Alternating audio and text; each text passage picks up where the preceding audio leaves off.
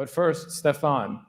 So yeah, we're actually disrupting one of the biggest institutions out there, and basically governments. So governments track their own inflation, and we believe that that model has been outdated. It's over 100 years old. They still today have 477 people go to the grocery stores to track pricing changes of individual items, and they only track 60,000 items. We've taken a developer mindset to this 100-year-old model and actually taken it onto a Web3 model, so we're ready for the next century.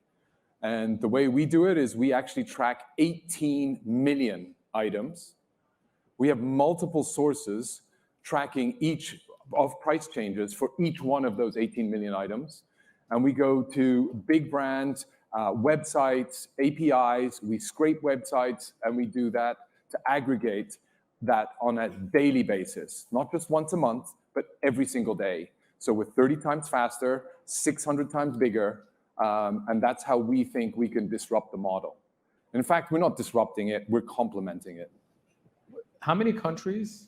We, at the moment, track only 2 countries. Which are UK and the US. And I'm just curious, like right now, Truflation versus CPI in the US? So we predict the CPI is coming out on the 10th. So once a month, they come out with a 30-day time lag, by the way. Okay. That we predict that's going to be in the 7.1, 7.3 range.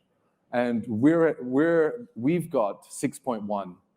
The peak was back in April, which was 12.9% inflation. Okay, and you can predict. So not investment advice, but a lot of crypto and non-crypto assets these days move based on CPI prints. Yep. So interesting data point. Yep. But so let's bring it back. Cool. Stefan, Truflation is an input, right? You're going to measure inflation using modern methods in different places. What comes next?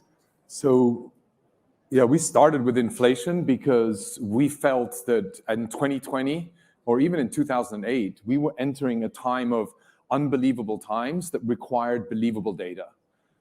You had the governments printing trillions of dollars. They printed 3.5 trillion in the first 5 years of the previous decade.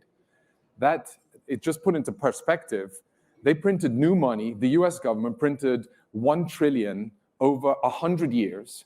And then in 5 years, they printed 3 trillion. And then again in 2020, they printed another 7 trillion in one single year. And so we felt that inflation is coming. So we didn't buy what we were being told. And so we started with that. And that was the beginning of what we did. We put all of that data, by the way, all on chain, super transparent for everybody to work with. And I think what a lot of people don't necessarily realize is we in the Web3 world have built new systems, whole new ecosystems that work together. Our data, we're sort of considered an oracle on the blockchain. What is an oracle? It's a source of truth for DeFi protocols to work with. And we have to run on a network, and that is provided by Avalanche. Synthetics uses the data that we provide them. The price of gold, where do they get that from? They need that smart contract that builds out a token that represents the price of gold, that people can trade anywhere, anytime, around the world, 24/7, has to have a source of truth. And so that's what we've been building out at Truflation. We're bringing commodities on chain, we're bringing precious metals, we're bringing shipping data, so that all of a sudden we can have the supply of containers around the world on the blockchain provided by an oracle. So this is a whole new ecosystem that we need the expertise of a Morgan to convince and show and highlight to the KKRs of the world that this is a whole new economic opportunity for the KKRs to allocate more of their resources in an efficient, transparent, and highly regulated, because all of our smart contracts are super regulated. They're open, they're audited, they're compilable, and they're verifiable. And you can see every single transaction on-chain super transparently. And that is an ecosystem we believe will create hundreds and millions of new jobs around the world. Wow. And that's what we want to be here for. Sorry. I got to hire this guy. I have to say, if I understand correctly, then perhaps someday we can look forward to a inflation-adjusting stablecoin. Yeah.